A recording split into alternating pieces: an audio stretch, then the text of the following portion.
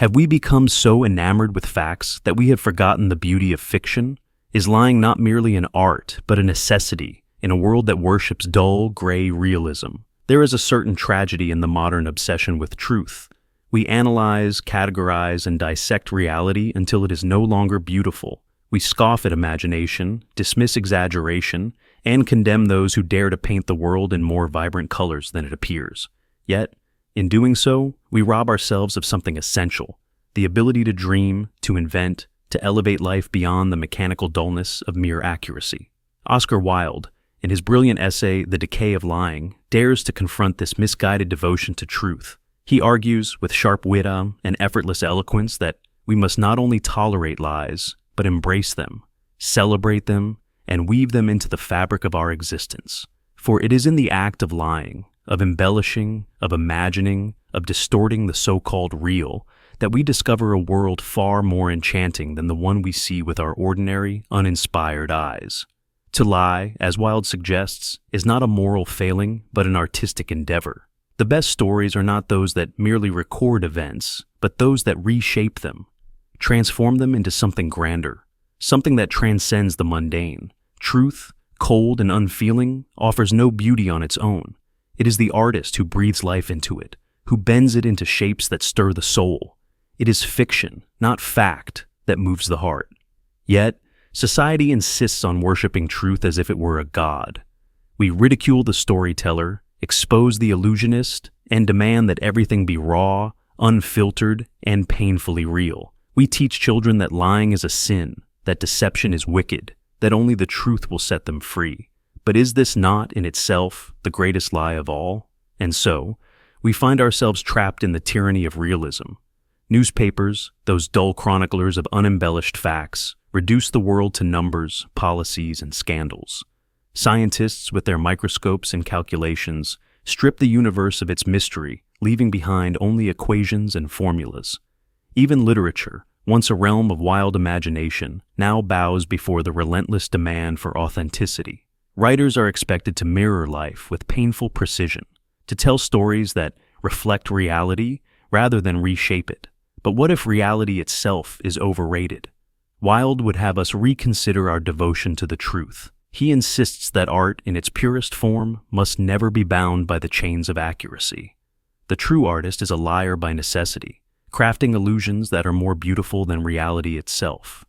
He does not document the world as it is, but as it should be, or rather, as it could be, if only we had the courage to see it through his eyes.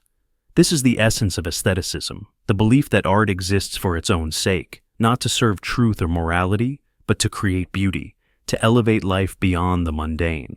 Yet, we live in an age that despises such lies. Modern audiences demand that every performance be authentic, that every novel be relatable, that every brushstroke be true to life.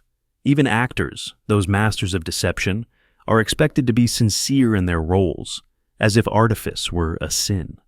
We celebrate films that claim to be based on a true story, as if reality were the only measure of worth. We hunger for biographies, documentaries, and confessionals, believing that there is something inherently noble about exposing the naked truth. But what if this obsession with truth is not a virtue, but a symptom of a world that has forgotten how to dream? What if the very thing we fear, illusion, exaggeration, the artful lie, is precisely what gives life its meaning? If we strip away the illusions, what remains? A world of stark lines, of unyielding facts, of brutal reality unsoftened by the imagination. Without the embellishments of art, life becomes a skeletal thing, functional perhaps, but devoid of wonder. Wilde, ever the provocateur, suggests that reality itself is a poor imitation of art, rather than the other way around. The world, he argues, does not shape art. Art shapes the world. This is not mere playfulness. It is a radical reimagining of our relationship with truth. Consider how our perception of beauty, love, and even nature itself has been sculpted by the artists who dared to lie. The idyllic countryside of a landscape painting, the passionate confessions of a love poem, the dramatic heroics of a great novel. None of these things exist in nature as we experience it. The world, left to its own devices, is indifferent, chaotic, often ugly. It is the artist who gives it meaning, who refines it, who teaches us how to see it anew. Wilde mocks the notion that art should be realistic. The great painters did not merely copy nature, they reimagined it. The great poets did not merely document life, they transformed it into something more vivid, more profound, more intoxicating. Shakespeare's characters, though fictitious, feel more alive than the men and women we meet in daily life. The Venice of Turner's paintings is more enchanting than Venice itself. The Paris of Baudelaire's poetry is more thrilling than the real Paris ever was. Art does not record, it reinvents. And yet, the critics sneer. They demand that art be useful, that it educate, that it improve society, that it expose corruption or serve some higher moral function. But Wilde laughs at this notion. To burden art with purpose is to strip it of its power. Art should be useless, in the best sense of the word. It should exist for pleasure alone, for the sheer joy of invention. But if this is true, if beauty is born of deception and not of reality, then must we not conclude that lying, at least in its highest form, is not a vice, but a virtue? If lying is indeed an art, then why do we fear it? Why do we shun the embellishment, the deliberate distortion, the beautifully crafted falsehood? Wilde challenges this puritanical dread of deception, arguing that the world's greatest minds, its poets, its playwrights, its painters, have always been liars of the highest order. They did not submit to reality. They bent it, twisted it, and reimagined it into something greater than the truth itself. And yet, the modern world punishes those who dare to stray from the rigid path of honesty. Society has declared war on the extravagant, on the exaggerated, on the artificial. We demand that our stories be grounded, our art be realistic, our emotions be authentic. Even in conversation, we scorn embellishment as a form of dishonesty.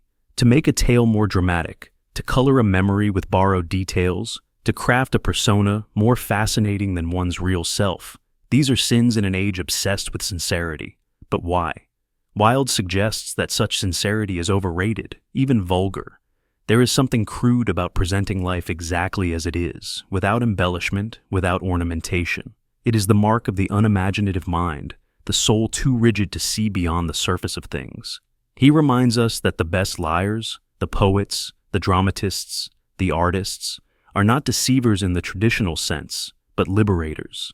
They free us from the drudgery of fact, offering us a vision of the world not as it is, but as it could be, if only we had the wit to see it. This is why society's obsession with truth is so deeply misguided.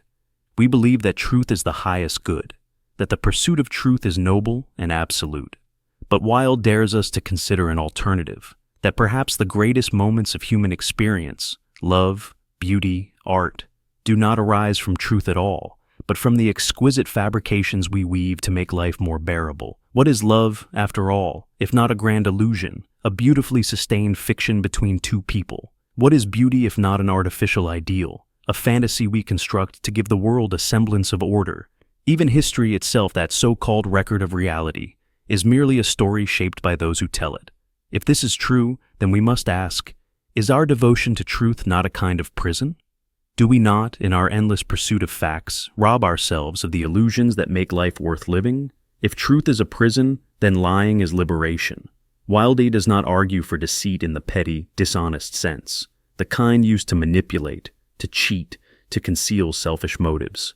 No, the lie he praises is something far grander, something necessary for the survival of beauty itself. It is the lie of the artist, the visionary, the dreamer, the one who dares to reject reality in favor of something more enchanting. What, after all, would life be without this deception? Imagine a world stripped of its fictions, where every story must be factual, where every work of art must reflect nothing but unvarnished reality. Such a world would be dull beyond measure. There would be no poetry, no drama, no romance, only the cold, hard machinery of existence. Without illusion, we would see the world for what it truly is: chaotic, indifferent, and often unbearably ordinary. Wilde understood this better than most. He saw that art, in its highest form, is a kind of rebellion against reality. It takes the raw material of existence and reshapes it into something finer, something more moving, more poetic, more divine. The best paintings are not faithful reproductions of their subjects. They are transformations, exaggerations, flights of the imagination. The greatest plays do not capture life as it is, but as it ought to be, or as it never could be, yet somehow must be in the realm of art. Even in our own lives, do we not live by 1,000 small, beautiful fictions? We idealize the past, embellish our memories, create versions of ourselves that are slightly more compelling, slightly more extraordinary than the truth. We tell stories about our childhoods that never quite happened the way we remember them, yet feel more real than any cold recollection could ever be. We fall in love not with real people, but with the versions of them we create in our minds, the ones shaped by longing, by hope, by the sweet intoxication of illusion. And so, the question must be asked, if we are happier in our fictions, if life is made richer by the careful distortions of the artist's hand, then why should we cling so desperately to truth? Why not embrace the lie, celebrate it, let it guide us towards something greater than mere reality? And so, we arrive at the heart of Wilde's great paradox. Truth, in its rawest form, is insufficient. It is the lie, the artistic deception, the grand illusion, that gives life its meaning, that lifts us above the dreariness of mere existence. To demand that art reflect reality is to misunderstand its purpose entirely. Art does not exist to document, to instruct, or to moralize. It exists to enchant, to elevate, to remind us that the world, as it is simply not enough. In The Decay of Lying, Wilde mourns a civilization that has grown suspicious of imagination. He sees a world increasingly obsessed with facts, with accuracy, with realism. And he laments what has been lost in this obsession. A world that no longer values beautiful falsehoods is a world in decline, a world that has lost its ability to dream. If everything must be practical, if every story must serve a function, if every brushstroke must adhere to what the eye perceives, then where, Wilde asks, is the wonder? Where is the magic? Where is the art? To embrace art is to embrace illusion. It is to recognize that the world, in its natural state, is unfinished, and that it is our duty, our privilege, to shape it into something finer, something nobler, something worthy of admiration. This is the power of fiction, of exaggeration, of the beautifully constructed lie. It allows us to see beyond what is and glimpse what could be. Perhaps this is the final truth Wilde leaves us with, that life itself must be lived as a work of art, that we must be willing to create, to embellish, to imagine, even when reality tries to impose its limits upon us. That the greatest tragedy is not to be deceived, but to live so rigidly bound to the truth that we forget how to dream. And if this is true, if illusion, not truth, is the key to a life well lived, then perhaps we should seek out more of it. Perhaps we should surround ourselves with those who understand this secret, who do not merely accept the world as it is, but strive to remake it. Perhaps, then, you should not merely listen, but subscribe to the art of thought itself. After all, if Wilde is right, the most beautiful fictions are the ones we choose to believe.